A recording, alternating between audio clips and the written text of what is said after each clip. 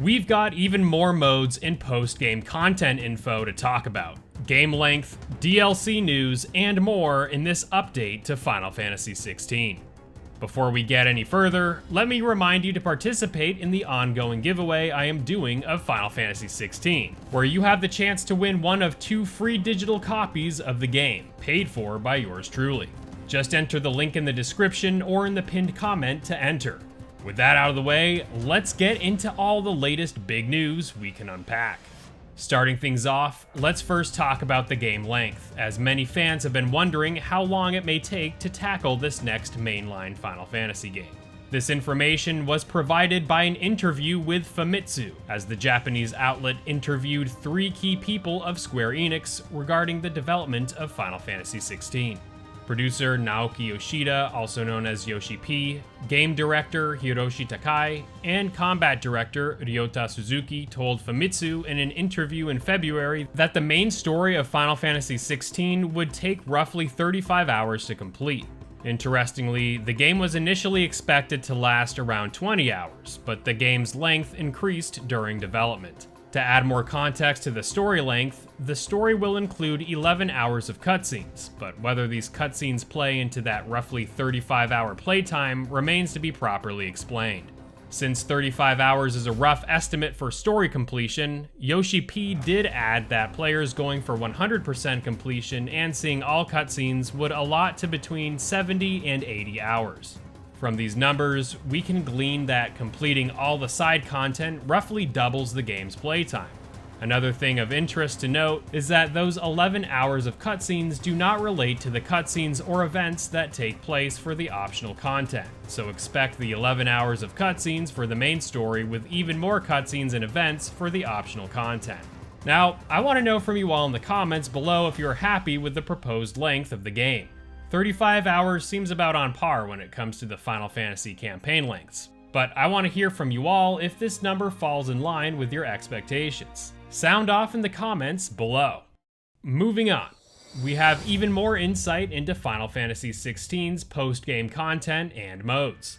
In the last video we did, we briefly outlined New Game Plus and Final Fantasy mode gracing the game after players beat the story. If you want a better idea of those game modes other than hearing me briefly mention them here in this video, along with an overview of the game's side content, consult the card here on your screen to better understand what I'm going to share with you here. Alright, so upon completing the main campaign of Final Fantasy XVI, players can start a New Game Plus file which carries over their previous levels, skills, etc. from the previous playthrough, while making the game a little harder. And we also have a Final Fantasy mode that changes up the enemy placements while also making them a bit more aggressive. Thanks to a new article provided by Game Informer, we now have more information regarding this Final Fantasy mode, along with extra modes and content in the game. Combat designer Ryota Suzuki, who also designed the combat in Devil May Cry 5 and Dragon's Dogma, goes into what makes Final Fantasy mode a mode for those who love a good challenge and want to experience the game differently. Quote, basically what we've done with Final Fantasy mode is give players controlling Clive the sense that they are always in danger, that death is around the corner, and that you'll need to really pay attention to be able to clear the content, end quote. Let's talk about the Arete Stone as shown during the State of Play for a brief moment, as this stone will allow players to tackle a variety of modes here from within Cid's Hideaway. This hideaway is a hub of sorts that allows players to level up their gear from a blacksmith, take on requests and bounties, learn more about the game's lore, etc. Well, here at this Arete Stone, we can see one of 3 modes here, starting with the Hall of Virtue being a training ground in which the player can train against a variety of monsters using Clive's skills. The second option is Arcade Mode, which is a mode that pits the player against enemies in an attempt to earn a high score. Scores are calculated by actions such as combos of attacks, damage dealt, evasive maneuvers, perfect parries, etc. Your score will be uploaded to a leaderboard in this mode.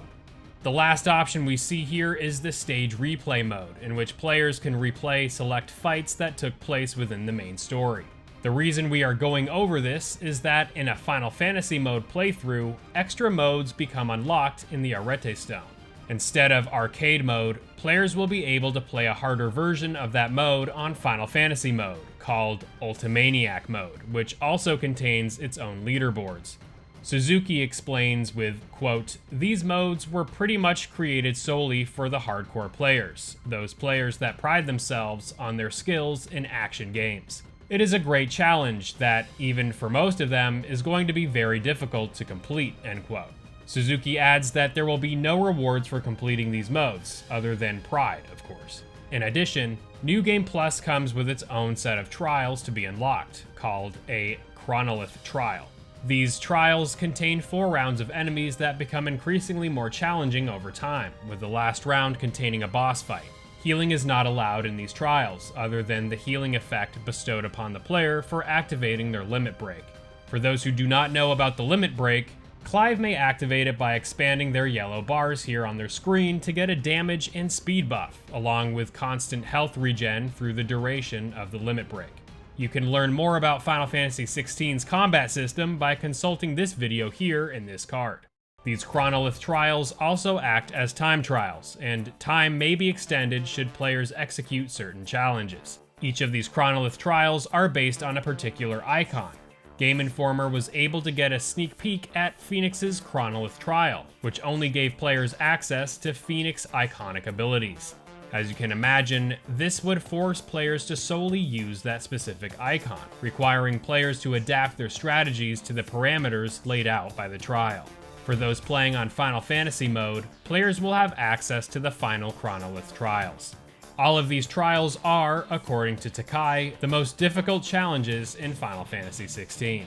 As far as leaderboards are concerned for the trials, only those playing on Final Fantasy mode have access to the leaderboards for the Chronolith trials. In order to unlock the trials in the first place, it is said that players can find stones similar in appearance to the Arete Stone as you progress through the game, and interacting with these stones unlock Chronolith trials to complete. Now, that's it as far as the modes are concerned, but there's just one last thing I'd like to touch up on regarding New Game Plus and Final Fantasy mode. While in New Game Plus, players are able to upgrade their weapons beyond what you otherwise could in the initial playthrough, with those on Final Fantasy mode even being able to further upgrade accessories. Okay, that was a lot of information right there. But yeah, it looks like these modes are going to play a big role as far as replayability is concerned with Final Fantasy XVI. That being said, what are your thoughts on these modes? As a huge fan of both Final Fantasy and Devil May Cry, this game seems like just the game I want to spend many nights this summer hacking away at the various challenges and difficulties. But I want to know from you all what your thoughts are in the comments below. Let's now take the discussion away from the flashy combat and take it to the world of Valisthea itself, and talk about what plans, if any, Square Enix has for DLC. In an interview with Yoshi P, he explains it all plainly right here, with, quote, "It's a one-off game. We're asking players to pay full price for this experience, and so we want an experience that's going to equal the amount of money that players are going to be paying, and we want them to have satisfaction equal to what they paid for or even more than that," end quote. He continues with, quote, "We have no idea if people are going to fall in love with Valisthea and fall in love with Clive's story and want to see more of the world and more of its characters. So while we always want to consider DLC or spin-offs or those types of things where you can learn more about the game, first we want to see if Valisthea and Clive are really things players around the world want to see more of, and then make that decision," end quote. So there you have it, folks. Although no DLC is planned for the game, depending on the success and demand for Final Fantasy XVI, it is possible we may be seeing more of the Final Fantasy XVI universe years down the line. Make sure to participate in that Final Fantasy XVI giveaway if you are interested in winning one of 2 digital copies of the game, and watch this video here going over some of the side activities you can expect to partake in Final Fantasy XVI. Thank you all for the awesome support, and I look forward to seeing you all in the next one. Peace!